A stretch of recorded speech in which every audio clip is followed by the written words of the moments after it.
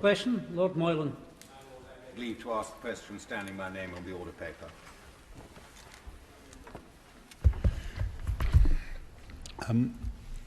Ukrainians on visitors' visas can now be extended automatically, as since the war broke out, obviously they can't safely return to the Ukraine. These will be extended for 6 months, and alongside this we have also made it easier for Ukrainians on work, study or seasonal work visas to remain in the UK by extending leave or allowing individuals to switch routes fee-free. I can assure my noble friend that people will be treated kindly and sympathetically by Border Force officers. My Lords, could my noble friend give an assurance that the government will consider extending the right to stay to 3 years to put these people on the same footing as Ukrainian nationals arriving in the United Kingdom as refugees? I can confirm to my noble friend that we're looking into this at the moment, and it would seem sensible to extend the scheme to 36 months and to allow the same benefits and other aspects of living in this country that's also extended to people on the other schemes that we do. If families are taken in by British people and they're paid £350 per month, can the government assure me that £350 isn't taxable? I can assure the noble Lord, absolutely that is the case. About the dire situation that the noble Lord Moylan described, will the Minister respond to reports that, according to the United Nations, the number of people who have now fled their homes in Ukraine totals 10 million, a quarter of the population, that mass deportations and abductions from Mariupol into locations deep inside Russia have been instigated, while an art school sheltering some 400 people has reportedly been destroyed? My Lords, did the noble Lord the Minister have the chance to read the letter in the Times on Saturday, which highlighted the 100,000 orphans, half of whom are disabled, housed in 700 children's homes? Is the noble Lord, as our Refugees Minister, where he's doing a terrific job, is he able to help instigate and coordinate international efforts to ensure the safe evacuation of those clearly very vulnerable children? I thank the noble Lord for his question, and I'd like to say that we've done quite a lot of work on orphans in the countries around the Ukraine. The problem is that the policy of the Ukrainian government, which we do have to respect, is that orphans are kept in countries adjacent to the Ukraine, and in the vast majority of cases they do not want them brought to the UK or other countries. So it's our role predominantly to support the Ukraine government and to provide aid, hospitality and all the facilities we can in those countries. My Lords, my noble friend has been very helpful. What happens to those to whom permission for 3 years is given when the 6 months elapses for which the government is paying? Is the government prepared to continue paying to those families, or is it expecting those refugees to move elsewhere? Just to clarify that, the 6 months that my noble friend refers to is the 6 months of the sponsorship scheme. That is the minimum that individual sponsors are allowed to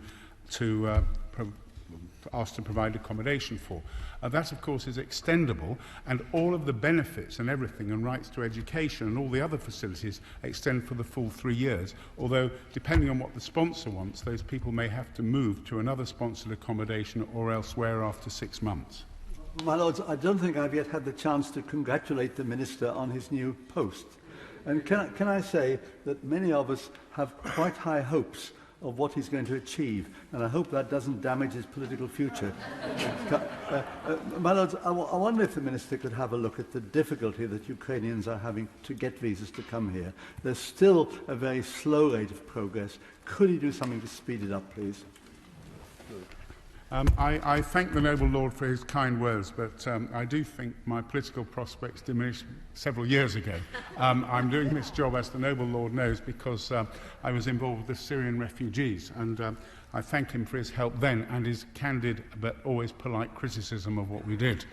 The visa process is being greatly expedited. Now, refugees with Ukrainian passports can download the form on their phone with the passport and will get a response very quickly without having to go to the visa centres which have caused such delays. And I regard that as a major improvement. Follow up on that question. The Noble Lord last week, in answering questions on the statement, said that the intention was to greatly shorten the visa application form and I think to make it available in Ukrainian. I wondered, A, how long the visa form now was compared to the 50 pages that it was originally, and secondly, is it available in Ukrainian?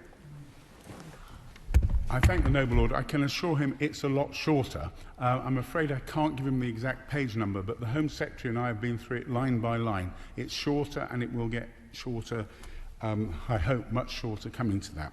As far as the Ukrainian is concerned, whilst the form itself is in English, at each section a drop-down column comes out with the Ukrainian translation. So it's not quite what he wants, because we also have to think of all the officers that have to work on it who are not trained in Ukrainian, but every single word is translated in those drop-down boxes.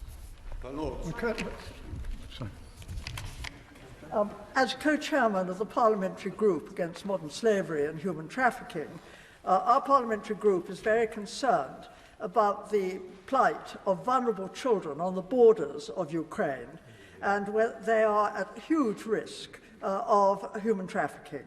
I wonder what Her Majesty's government is doing or could do about that.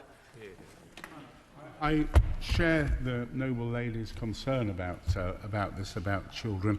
We're in regular touch with the authorities and the aid agencies on the ground, and predominantly Her Majesty's government's policy is to fund the relevant agencies on the ground to actually help facilitate the kind of safety that is required. But I must make clear again that it's a clear policy of the Ukrainian government, as reiterated to me by the ambassador here, not to move children very long distances, but to move them to safety within countries such as Poland, adjacent to Ukraine.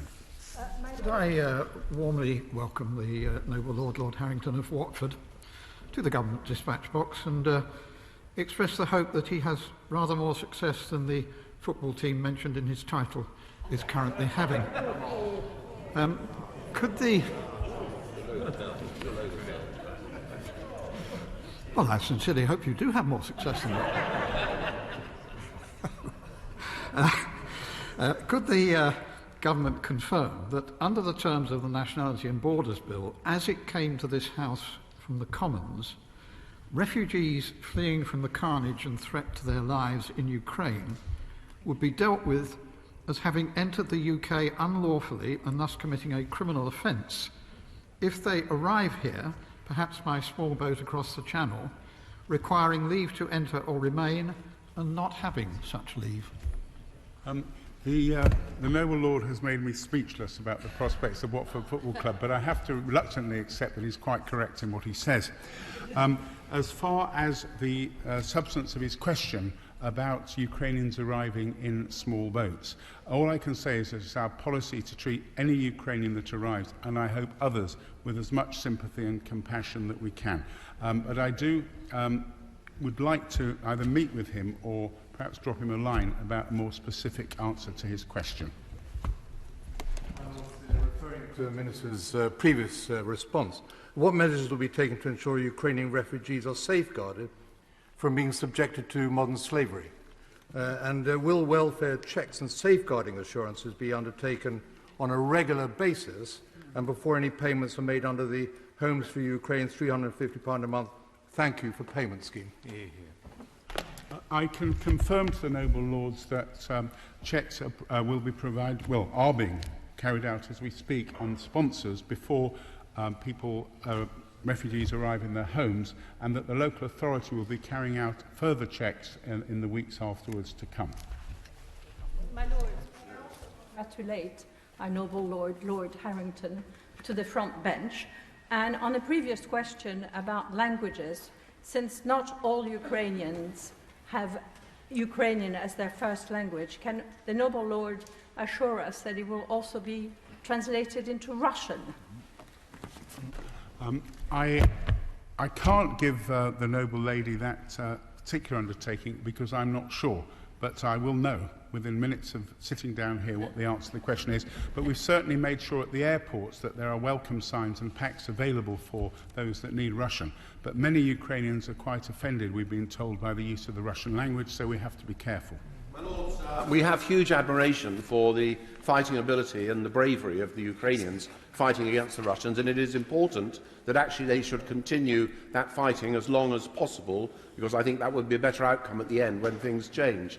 One fights far better when you know that your family and loved ones are being looked after and are safe and taken care of, not just while you're fighting, but should you be killed. Does the Noble Lord the Minister not believe we should bend over backwards in every single way to look after Ukrainian refugees, to ensure that it's in our benefit and it is the right and proper thing to do? I agree totally with what the Noble Lord said, and it's certainly the instructions of everyone in the two departments I'm involved in to make sure that refugees are treated in a humane, compassionate way, and understanding that many of them have had very, very traumatic experiences before they get